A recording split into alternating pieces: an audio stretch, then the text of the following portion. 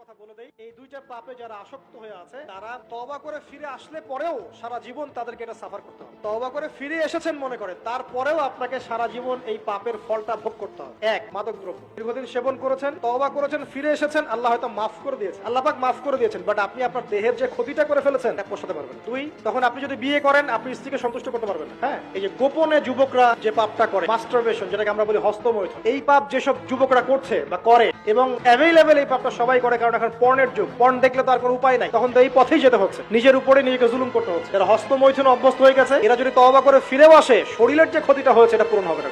এখানে আপনার দেহের ক্ষতি, আপনার মস্তিষ্কের ক্ষতি, আপনার পরিবারের ক্ষতি, এমন আপনি যদি পরবর্তীতে গিয়ে পরিবার গঠন করতে চান, আপনি সুখী পরিবারও গঠন করতে পারবেন না, কারণ ভিতর থেকে আপনি নিজেকে শেষ করে ফেলেন। গোপন পাপে লিপ্ত হবেন না, আপনি যৌবনকে ধরে রাখেন, ইনশাআল্লাহ দেখবেন আপনি সারা জীবন এনজয় করতে পারবেন। এখন নিজেকে শেষ করে ফেললে আপনি বিয়ে করলে পরেও দেখবেন আপনি পস্তাচ্ছেন। ওই যে কলিকাতা হারবালে যেতে হবে, মডার্ন হারবালে দৌড় দিতে হবে, আর সব হারবাল টারবাল খেয়ে লাভ হয় না। কারণ কি? কারণ আল্লাহ প্রদত্ত যে নেয়ামত সেটা আপনি নষ্ট করে ফেলেছেন, এখন এইটা আর আপনি ক্ষতিপূরণ দিতে পারবেন। অতএব জীবনটাকে সিরিয়াসলি নেন। দেখেন, আমার মতো বয়সে, আমার চেয়ে প্রায় 10 বছর বয়স আগে তারেক বিন জিয়াদ স্পেন জয় করেছিল। আমার যে বয়স এখন চলছে 30 পার হয়ে গেছে, এর চেয়ে আরো প্রায় 10 বছর আগে মুহাম্মদ বিন কাসিম এই সিন্ধু জয় করেছিল। এখন যে ইসলাম আপনি ভোগ করছেন এটা তাদের ফল, তাদের এই জিহাদের ফল। তো এখন আমাদের এই যে 20 বছর 30 বছরের যুব সমাজের দিকে তাকায় দেখেন, একবার তাকায় দেখেন, চেহারাগুলো একটু দেখেন, চেহারা দেখেন, এক একটা চেহারা দেখেন, চেহারায় নূর নাই, নষ্ট হয়ে গেছে, নামাজ নাই, চোখগুলো বসে যাচ্ছে, কারণ সারা রাত জেগে থাকছে। ওই যে টিকটক টিকটক টিকটক, সারা রাত, হ্যাঁ সারা রাত ফোনে, সারা রাত গল্প গুজব। দেখবেন রাত্রেবেলা শহর যেন জীবিত হচ্ছে, রাত্রেবেলা ক্যারাম খেলে, রাত্রে লুডু খেলে, রাত্রে এটা করে, রাত্রে সে,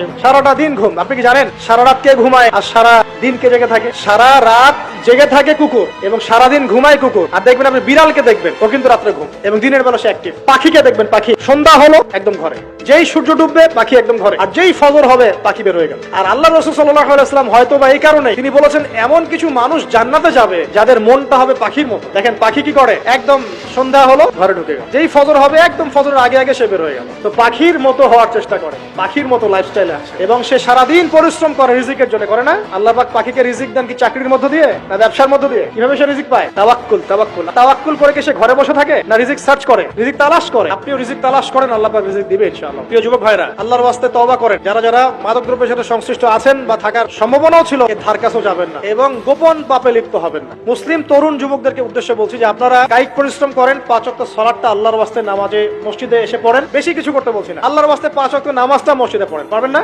ডেইলি 10টা পৃষ্ঠা করে কোরআন তেলাওয়াত করেন, পারবেন? ডেইলি 2-4 টাকা করে সদকা করেন, পারবেন? প্রত্যেক দিন কিছু দাওয়াতি কাজ করেন, আপনি হালাল রিজিকের একটা সন্ধান খোঁজার চেষ্টা করেন, পারবেন? পড়াশোনায় নিজেকে ব্যস্ত রাখেন, লেখাপড়ায় নিজেকে ব্যস্ত রাখেন। যদি এর পাশে আপনি সময় পান, আমি বলবো আপনি খেলাধুলা করেন। যদি সময় কিছু বের করতে পারেন, কায়িক কিছু পরিশ্রম করেন, প্রয়োজনে কিছু কসরত করেন, জিম করেন, খেলাধুলা করেন। তারপরেও পড়নে যায় না, তারপরেও গার্লফ্রেন্ডের পিছনে সময় নষ্ট করেন না, তারপরেও যে টিকটক, ফেসবুক, ইউটিউব নিয়ে পড়ে থাকেন, ওগুলোর চেয়ে খেলাধুলা করা অনেক ভালো। অ্যাটলিস্ট আপনি ফিজিক্যালি ফিট থাকেন। অনেকে বলতে পারে যে এটা না করলে হয়, এটা বাজে কাজ, সময় নষ্ট। আমি মনে করি এখনকার যুবকরা যেসব পথে সময় নষ্ট করছে, এর চাইতে অ্যাটলিস্ট খেলাধুলা করলে ভালো ছিল। একটা সময় ছিল না, আজকে থেকে 10 বছর আগে প্রচুর খেলা হতো না? ক্রিকেট হতো, ফুটবল হতো, ব্যাডমিন্টন হতো শীতকালে, তাই না? খেলার লিপ্ত থাকলে কিন্তু আমাদের মধ্যে একটা হৃদ্যতা, একটা বন্ড তৈরি হতো। এখন দেখবেন কিচ্ছু নাই, সব বন্ধ, খালি ফোন। এটা আরো কি ডেঞ্জারাস না? এভাবে তাদের ফিজিক্যাল বডিটা নষ্ট হচ্ছে, মেন্টাল স্ট্রেংথটাও নষ্ট হচ্ছে। এর চেয়ে বরং তারা যদি কোনো কসরত করে এটা অনেক ভালো হবে।